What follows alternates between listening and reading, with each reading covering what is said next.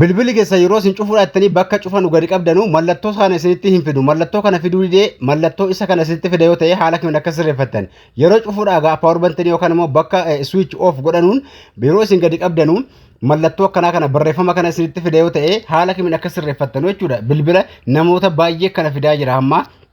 Bilbili kan keessan kana hin fidu jechuudha. Haala kana mallattoo kana barreeffama kana isinitti fide yoo ta'e haala kamiin akka sirreeffachuu dandeessanuun isin agarsiisa viidiyoo kana keessatti jechuudha. Karaan lamaan isin agarsiisa.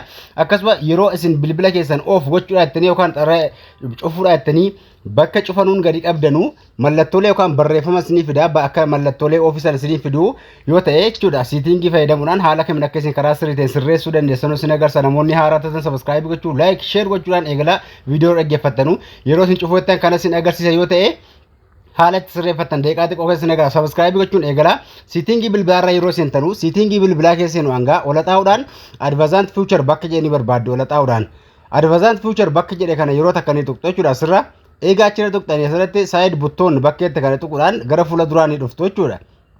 Asirratti egaa leg press bakka jedhu kan jellaa kana kan jellaa gad tuqxanii power off menu kan jedhu irra kaawwattu kan awwalaarra kaaftanii jechuudha. Asirratti kan awwalaarra kaaftanii isa ganjallaa power off irra kaattan bilbila keessan dudduuba deebitanii ni cufta ilaaltu. Amma yeroo isin cuftanu kana isinii fidaa jechuudha. Kan duraanii dhiise kan duraan barreeffama isinitti fidu isinii cufamuu didee yeroo isin siitingii asirreeffattan haala hamma isin agarsiisuun kana isinii fidaa jechuudha. Yeroo isin gadi qabdanu hamma kana isinii fida cufuu dandeessu jechuudha. Kanaafuu karaa sirrii ta'een haala ammaa sirreeffadhaa. Siitingii bilbilaan isin irra deebi'ee isin agarsiisa.